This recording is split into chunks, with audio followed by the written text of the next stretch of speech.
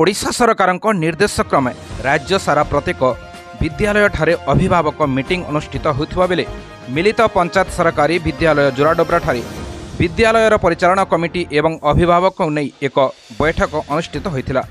उक्त बैठक में छात्र छात्री ग्रीष्मकालीन अध्ययन एवं सरकार नूतन नियम उपर आलोचना करा जायथिला, जहाँकि आगरू सरकार केबे प्रथम अष्टम श्रेणी जाए मध्याह्न भोजन आयोजन करथिले, किंतु वर्तमान नवम एवं दशम श्रेणी पाई मध्य भोजनर व्यवस्था सहित आदिवासी एवं हरिजन श्रेणीर बालक बालिका पाई बहीपत्र सहित पोशाकर व्यवस्था मध्य करिसेंती।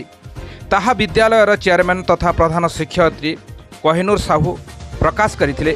उक्त बैठक में विद्यालयर प्रधान शिक्षयित्री Kohinoor Sahu, TGT Shekhar Chandramachhi, TGT assistant Upendra Bhoi, TGT assistant Sunil Badi, TGT PCM Sapan Kumar Naik, TGT PCM Byasdev Majhi, Hindi शिक्षक जयशंकर मेहर, क्लासिकल शिक्षक मृत्युंजय नाइक, खेल शिक्षक नीलमणि बुधिया, भोकेशनाल शिक्षक जोगेंद्र साहू, भोकेशनाल इलेक्ट्रोनिक्स शिक्षक मरकत केशरी छोटराय, किराणी गंडदीप साहू, पीएन टुगुराम साहू, पीएन विमल चंद्र साहू प्रमुख जोग देथिले। एतद्व्यतीत विद्यालयर परिचालन कमिटीर समस्त कर्मकर्ता एवं अभिभावकों उपस्थित सभा कार्य समापन होइतिला।